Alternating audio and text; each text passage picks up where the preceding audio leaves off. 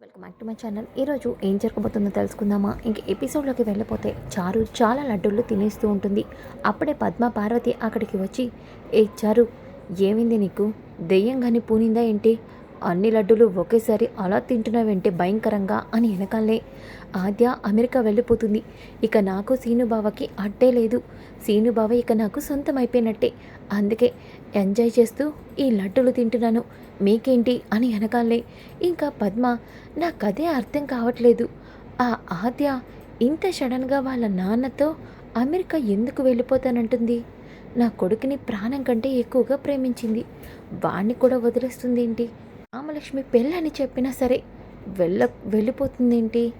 ఏమై ఉంటుంది? నాకు అదే అర్థం కావట్లేదు వదిన అని చెప్పేసి పార్వతి అంటుంది. ఇక వెంటనే చారు, నాకు తెలుసుగా, ఆద్య సీనుబావని కలపడానికే వెళ్ళిపోతుంది. అలాగే వాళ్ళ నాన్నకి ఏమవుతుందననే భయంతోనే అని వెనకాలే ఒక్కసారిగా పద్మ పార్వతి ఇద్దరు కూడా షాక్ అయిపోతారు. ఇంకా చారు, అయ్యో ఫ్లోలో నేనే నా మాటలతో వీళ్ళ ముందు ఇరుక్కుపోయినట్టున్నానుగా అని అంటూ ఇక వాళ్ళని చూస్తూ ఉంటే, ఏమన్నావే? వాళ్ళ నాన్నకి ఏమైనా అవుతుందన్న భయంతోనా?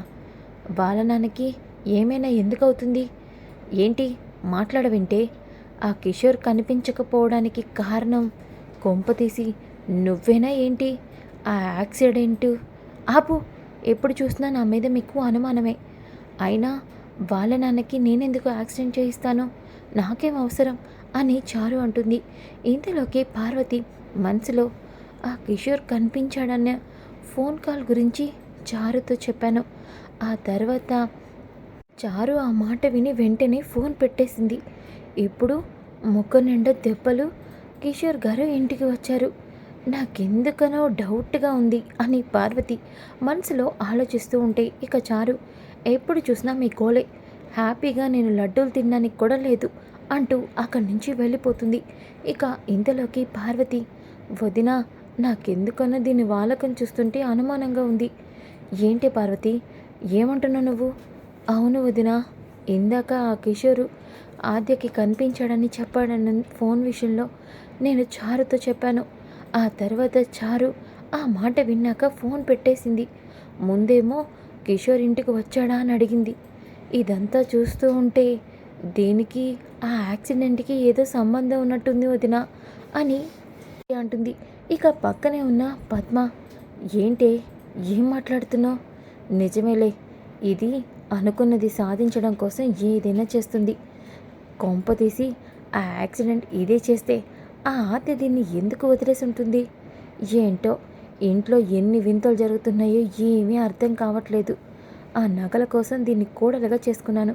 అవేమో నా చేతికి దక్కలేదు. దీని పీడ నాకు వదలటం లేదు అని ఫీల్ అవుతూ ఉంటుంది. ఇదంతా కూడా సీను దూరం నుంచి వినేస్తాడు.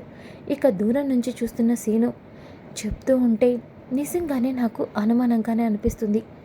ఆది వాళ్ళ నాన్న ఇంటికి రావటం, చారుకి దెబ్బలు తగలటం, ఇదంతా చూస్తూ ఉంటే ఖచ్చితంగా ఆది వాళ్ళ నాన్న కనిపించకపోవడానికి కారణం చారు అనే అనిపిస్తుంది. ఒకవేళ అదే నిజమయ్యి దీని వెనక ఏదైనా రహస్యం ఉంటే ఆ రహస్యాన్ని నేను మావయ్య ముందు బయట పెడితే ఖచ్చితంగా ఆది యుఎస్ వెళ్లకుండా నేను ఆపగలను. అవును, ఎలా అయినా సరే అదేంటో తెలుసుకుంటాను అని సీను అనుకుంటాడు. ఇంకా ఒక పక్కన అలాగే జానకి ఇద్దరు కూడా బయట ఆరుబయట కూర్చొని ఉంటారు. ఇక రఘురామేమో జానకితో, ఏంటి జానకి, ఏం మాట్లాడవేంటి? ఆది ఇంకా రాలేదేంటి? చెప్పానండి, వస్తూ ఉంటుంది అని అంటూ ఉంటే అప్పుడే ఆద్య, పెదినాన్న నన్ను పిలిచారంట. అమ్మ ఆద్య, నువ్వున్నన్ని రోజులైనా నీతో ప్రశాంతంగా ఉండాలని, నీతో కలిసి గడపాలని అనిపిస్తుందమ్మా. అందుకే రమ్మన్నా. నువ్వు యుఎస్ వెళ్ళిపోతున్నావు కదా అని వెనకాలనే ఒక్కసారిగా ఆద్య ఎమోషనల్గా రఘురామ్ని హక్ చేసుకుంటుంది. పెదనాన్న, నా డాడీ తర్వాత నన్ను ఒక కూతురులాగా, మీ కూతురు కంటే ఎక్కువ ప్రేమగా నన్ను చూసుకున్నారు. నిజంగా ఆ విషయంలో నేను చాలా అదృష్టవంతురాన్ని. వదిలి వెళ్ళడం నాకు ఇష్టం లేదు పెదనాన్న, కానీ నాన్నకి నేను మాత్రమే ఉన్నాను. ఇక్కడ మీరు అందరూ కలిసి ఉంటారు, కానీ నాన్న ఒక్కడే ఒంటరిగా ఉంటారు. అందుకనే వెళ్ళిపోతున్నాను అని వెనకాలనే ఇక జానకి, అంతేలే, నిజంగా మేము నీ కన్న వాళ్ళమైతే నువ్వు మాతో ఉండేదానివి కదా. పెద్దమ్మ, ఎందుకు అలా మాట్లాడుతున్నావు? చూడు పెద్దమ్మ, నాకు మీరంటే చాలా ఇష్టం. అవును, మిమ్మల్ని వదిలి వెళ్తున్నందుకు మిమ్మల్ని మిస్ అవుతున్నానని ఎక్కువ ఫీల్ అవుతుంది నేనే అంటూ జానకిని హక్ చేసుకొని ఆద్య ఏడుస్తూ ఉంటే ఇక రఘురాం మనసులో ఏదో ఆలోచిస్తూ ఉంటాడు. ఇక ఆద్య ఆలస్యమవుతుంది, వెళ్ళి నిద్రపో అని జానకి చెప్తుంది. ఇక ఆద్య లోపలికి వెళ్ళిపోతుంది. వెళ్ళగానే రఘురాం ఆలోచిస్తూ ఉండడం జానకి గమనిస్తుంది. ఏంటండి, ఏదో ఆలోచిస్తున్నట్టున్నారు? జానకి, కిషోర్ గారితో ఆద్య వెళ్ళిపోవాలి అనుకుంటుంది. కానీ మనం ఆద్యకి మంచి సంబంధం చూసి పెళ్లి చేస్తే ఆద్య ఇక్కడే ఉంటుంది కదా. చాలా బాగా చెప్పారండి. కానీ ఇప్పటికిప్పుడు మంచి సంబంధం అంటే జానకి, నాకు తెలిసిన ఒక మంచి సంబంధం ఉంది. ఆ అబ్బాయి యుఎస్లోనే చదువుకున్నాడు, కానీ ఇక్కడ సెటిల్ అవ్వాలని ఇక్కడే ఉద్యోగం చేసుకుంటున్నాడు. చాలా మంచి కుటుంబం. ఖచ్చితంగా ఆ అబ్బాయి ఆద్యకి నచ్చుతాడు. రేపే నేను వాళ్ళతో మాట్లాడతాను. అది కాదండి, ఒకసారి కిషోర్ గారితో కూడా మాట్లాడి ఆ తర్వాత మీరు ఆ సంబంధం వాళ్ళతో మాట్లాడండి అని అనగానే రఘురాం సరే రేపే నేను మాట్లాడతాను అని జానకికి చెప్తాడు. ఇంకా ఉదయం అవుతుంది. ఉదయమైన తర్వాత ఇక రామలక్ష్మి కాలేజ్కి వెళ్తూ ఉంటుంది. ఇక రామలక్ష్మి కాలేజ్కి వెళ్ళగానే రామలక్ష్మి ఫోన్కి చాలా ఫొటోస్ వస్తూ ఉంటాయి. ఇక రామలక్ష్మి, ఇదేంటి నా ఫోన్కి ఇన్ని ఫొటోస్ వస్తున్నాయి, ఎవరి ఫోటోలు ఇవన్నీ అని చెప్పేసి మొబైల్ ఓపెన్ చేసి చూస్తుంది. ఒక్కసారిగా శౌర్య అలాగే శౌర్య పక్కన వేరే అమ్మాయి ఇద్దరు కలిసి చాలా క్లోజ్గా ఉన్న ఫొటోస్ ఉంటాయి. అవి చూసి ఒక్కసారిగా రామలక్ష్మి అక్కడికక్కడే కుప్పకూలిపోతుంది. ఇక రామ స్నేహితురాలు, రామా ఏమైందే, ఎందుకలా బాధపడుతున్నావు? ఆ ఫోన్లో ఏముంది?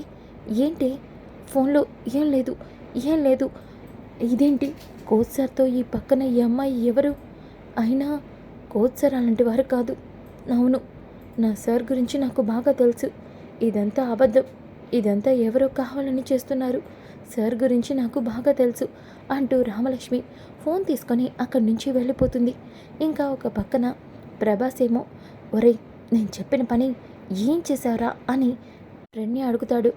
అరే, నువ్వు చెప్పినట్టే ఆ ఫొటోస్ అన్నీ రామలక్ష్మి ఫోన్ నెంబర్కి సెండ్ చేశాను. కానీ మళ్ళీ ఏ రకంగా మనం ఇరుక్కుంటామనని భయంగా ఉందిరా. చూడు, నేనుండగా నువ్వు ఎప్పటికీ ఇరుక్కో. ఏంటి, అప్పుడు ఆ కోచ్ సార్తో చావు దెబ్బలు తిన్నావు, సరిపోదా ఏంటి? ఇప్పుడు నన్ను కూడా దెబ్బలు తినేలా చేస్తావా? ఒరేయ్, ఎందుకురా భయపడతావు? నేను విన్నాను కదా. అయినా ఆ నెంబరు ఇప్పుడు నీ ఫోన్లోంచి మనం తీసి పడేస్తాం. అప్పుడు నువ్వే వాళ్ళకి పంపించావన్న విషయం ఎప్పటికీ తెలీదు. ఇక టెన్షన్ ఎందుకు? అయినా ముందు మనం స్టేషన్కి వెళ్ళాలి పద అని చెప్పేసి ఇద్దరూ కలిసి పోలీస్ స్టేషన్కి వెళ్తారు. ఇక స్టేషన్లో ఏమో ప్రశాంత్ చాలా దిక్కులుగా కూర్చుంటాడు. రామలక్ష్మిని పెళ్లి చేసుకొని సంతోషంగా జీవితాన్ని గడిపేద్దాం అనుకున్నాను, కానీ చివరికి మా అమ్మే నాకు ఇలా శత్రువు అవుతుందని, నా పెళ్ళి ఆపేస్తుందని అస్సలు ఎక్స్పెక్ట్ చేయలేదు. అయినా నేను ఒక పెద్ద మూర్ఖుణ్ణి.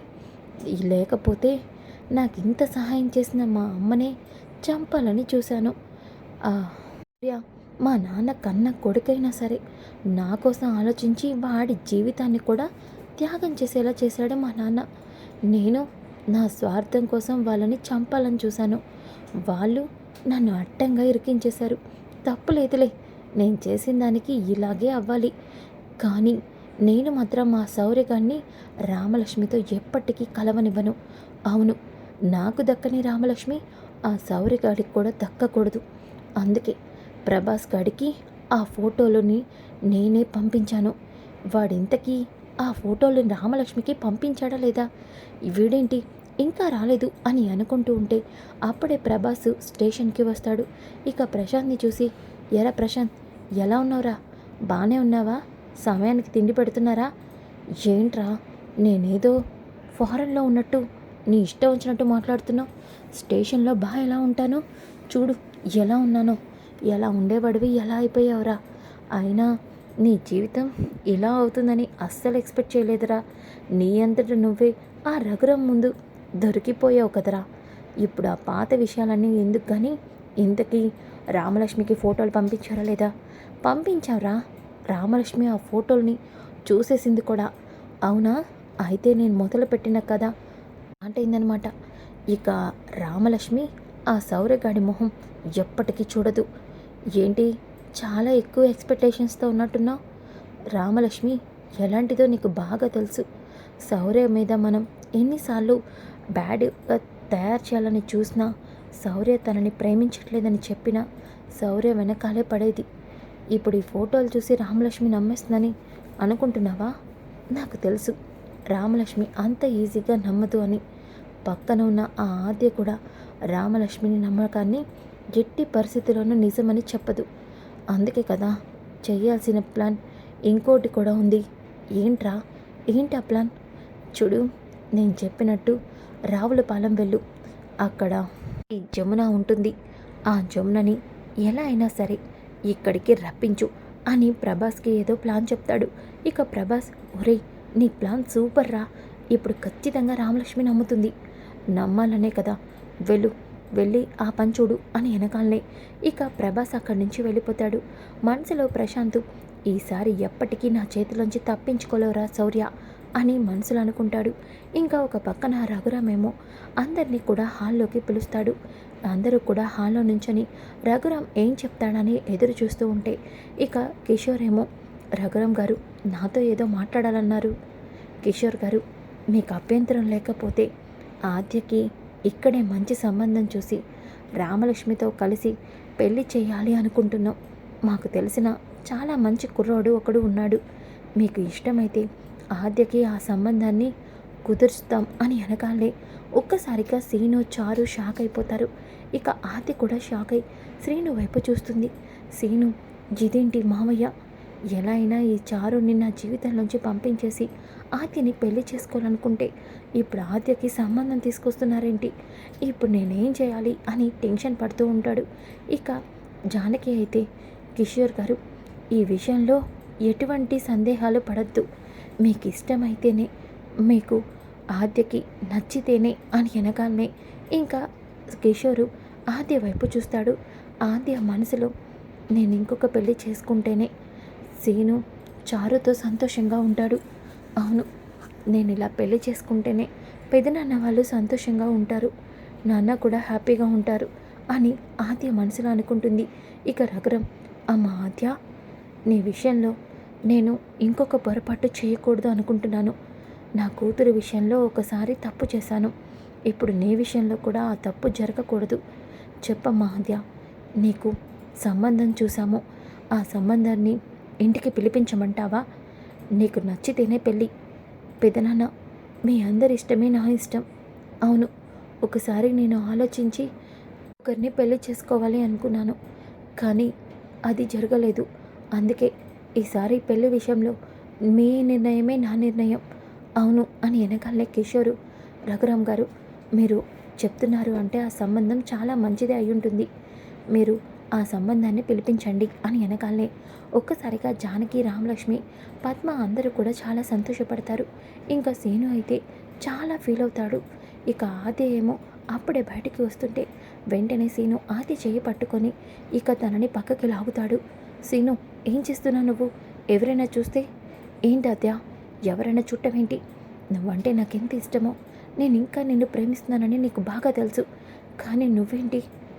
ఏంటి సీను, ఇప్పుడు నన్ను ఏం చేయమంటావు? ఇప్పుడు నీకు చారు నీ భార్య, నువ్వు చారుకి తాళి కట్టిన భర్తవి. నీ జీవితంలో ఇక ఏ ఆడదానికి స్థానం లేదు. ఆ విషయం నీకు తెలుసు, అందరికీ తెలుసు. కానీ నేను చారుని ఇష్టపడట్లేదు కదా ఆద్య. చూడు సీను, నాకు తెలుసు. అందుకే ఇవన్నిటికీ పునిస్టాప్ పెడదామని పెళ్ళికి ఒప్పుకున్నాను. ఇప్పుడు నన్నేం చేయమంటావు? అది కదా ఆద్య, ఏం చెప్పమంటావు సీను? సీను ఇంకొక పెళ్ళి చేసుకున్నాడు, కానీ నేను సీనుని పెళ్ళి చేసుకుంటాను పెదనాన్న అని మా పెదనాన్నతో చెప్పాలా? అలా చెప్తే పెదనాన్న ఎలా మాట్లాడతారో నీకు తెలీదా? చెప్పు.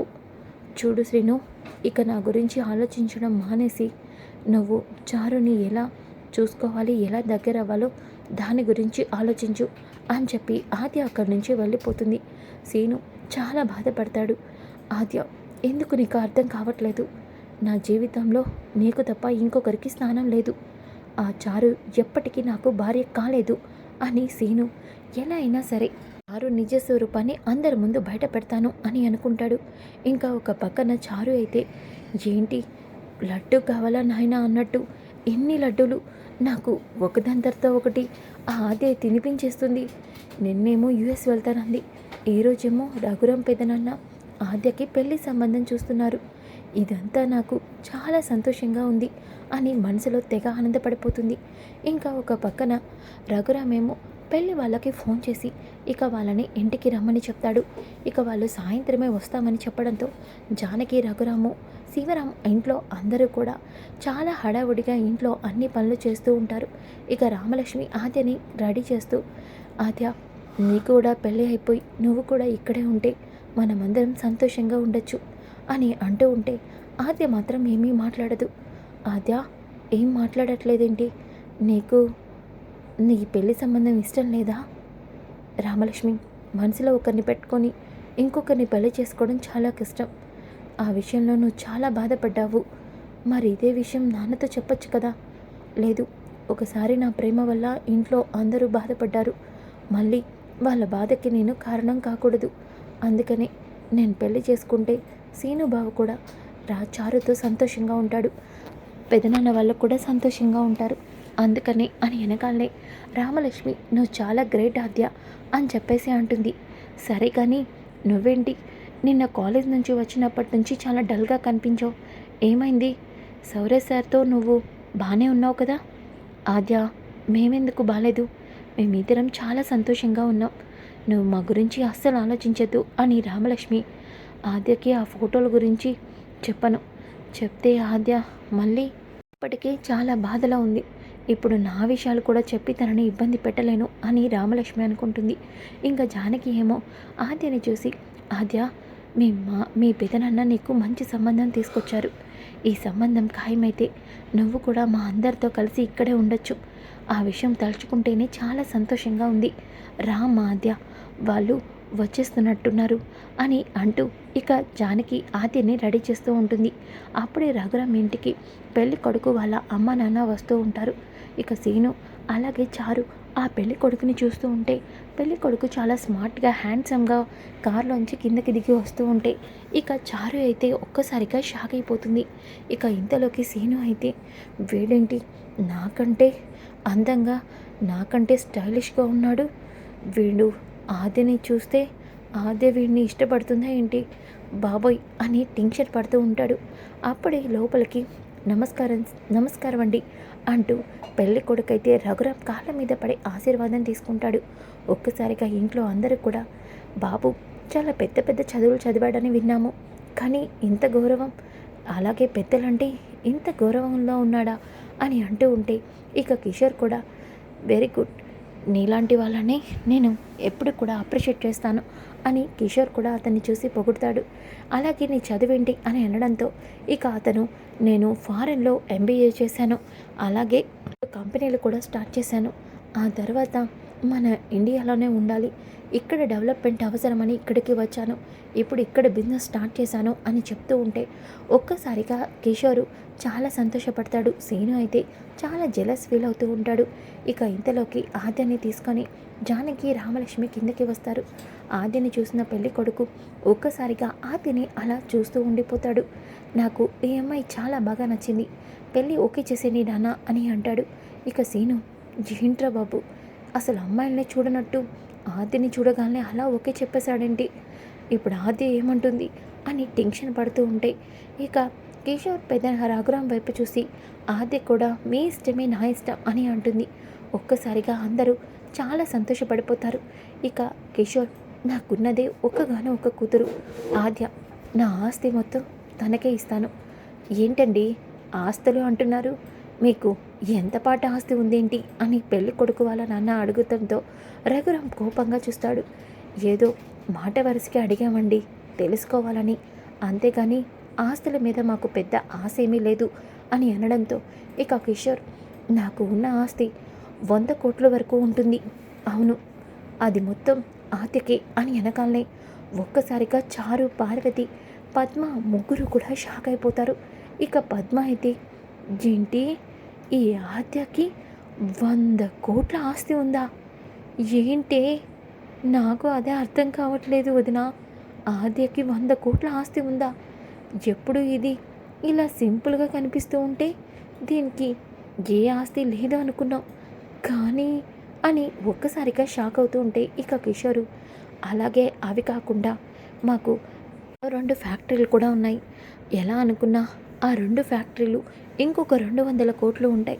మొత్తం 300 కోట్లు అని అనగానే పద్మ కళ్ళు తిరిగి పడిపోతుంటే పార్వతి పద్మని పట్టుకుంటుంది. ఇక చారు అయితే, బాబోయ్, ఈ దొంగ మొహం ఆద్యకి 300 కోట్ల ఆస్తి ఉందా అని చాలా ఫీల్ అవుతుంది. సీను మాత్రం అవన్నీ పట్టించుకోకుండా ఆద్యని చూస్తూ బాధపడుతూ అక్కడి నుంచి వెళ్ళిపోతాడు. ఇక పద్మ అయితే, నేను నిజంగానే పిచ్చిదాన్నే. ఈ చారు ఇచ్చిన నగలకి కక్కుర్తిపడి బంగారం లాంటి ఆద్యని వదిలించుకున్నాను. ఆ ఆద్య నా కోడలయ్యుంటే ఈరోజు నేను కోటీశ్వరాలను అయ్యేది. 300 కోట్లు నా ఇంటికి వచ్చేవి. నేనెంత తెలివి తక్కువదాన్నో అని పద్మ చాలా బాధపడుతుంది. ఇక కిషోరు, సంబంధం ఖాయం చేసుకున్నాం, మంచి రోజు చూసి ముహూర్తం పెట్టుకుందాం అని అనడంతో రఘురాం అలాగే వాళ్ళు చాలా సంతోషపడతారు. ఇక రాముడుకు వెళ్ళిపోతున్నప్పుడు ఆద్యని ఫోన్ నెంబర్ అడుగుతాడు. ఇవన్నీ ఇప్పుడు కామనే. పెళ్ళి కాకముందే ఒకరినొకరు తెలుసుకోవడం చాలా మంచిది. అమ్మ, ఆద్య ఫోన్ నెంబర్ ఇవ్వు అని కిషోర్ అనడంతో ఆద్య ఫోన్ నెంబర్ ఇస్తూ శ్రీను వైపు చూస్తుంది. శ్రీను మాత్రం మనసులో చాలా బాధపడుతూ అక్కడి నుంచి వెళ్ళిపోతాడు. ఇక శ్రీను అక్కడే ఉన్న ఒక తలుపుకి చేతిని కొట్టుకొని చేతికి గాయం చేసుకుంటాడు. ఇక అప్పుడే ఆద్య అటుగా వెళ్తూ శ్రీను చేతికి రక్తం రావడం చూస్తుంది. శ్రీను, ఏంటిది? ఇది నీ కంటికి కనిపిస్తుంది ఆద్య, కానీ నా మనసుకైన గాయం నీకు కనబడట్లేదు. ఇది చాలా గట్టిగా, చాలా బలంగా నొప్పిగా ఉంది ఆద్య. నువ్వు ఇంకొక పెళ్ళి చేసుకుంటారంటే నా కళ్ళ ముందు నేను తట్టుకోలేకపోతున్నాను. ఏం చేయమంటావు శ్రీను, చెప్పు. ఇంట్లో వాళ్ళందరి నమ్మకాన్ని వమ్ము చేసి ఇద్దరం ఎక్కడికైనా వెళ్ళిపోదామా? అలా చేస్తే ఏం జరుగుతుందో ఒక్కసారి ఆలోచించు. పరువు ప్రతిష్టలకి నా కూతుర్నే ప్రశాంత్కి ఇచ్చి పెళ్లి చేయాలనుకున్నారు పెదనాన్న. అలాంటిది నేను ఇలా వెళ్ళిపోయి ఉంటే పెదనాన్న బ్రతుకుతారా? పెదనాన్నకి ఏమైనా అయితే పెద్దమ్మ బ్రతుకుతుందా? వాళ్ళిద్దరూ లేకపోతే రామలక్ష్మి ఉంటుందా? చెప్పు. వీళ్ళందరూ లేకపోతే బామ్మ, మీ అమ్మ, మీ నాన్న అందరూ ఏమవుతారు? ఆలోచించు సీను అని అనగానే ఆద్య, అది కాదు, ప్లీజ్ శ్రీను, నేను చెప్పేది విను. నువ్వు చారుతో నీ జీవితాన్ని మొదలుపెట్టు అంటూ కోపంగా అక్కడి నుంచి వెళ్ళిపోతుంది. సో ఫ్రెండ్స్, ట్విస్ట్ అదిరింది కదా. ఇక కమింగ్ ఎపిసోడ్లో చాలా ఇంట్రెస్టింగ్గా ఉంటాయి. Don't miss. ఈ వీడియో నచ్చితే తప్పకుండా లైక్ చేసి షేర్ చేయండి. Thanks for watching. Welcome back to my channel. ఈరోజు ఏం జరగబోతుందో తెలుసుకుందామా? ఇంక ఎపిసోడ్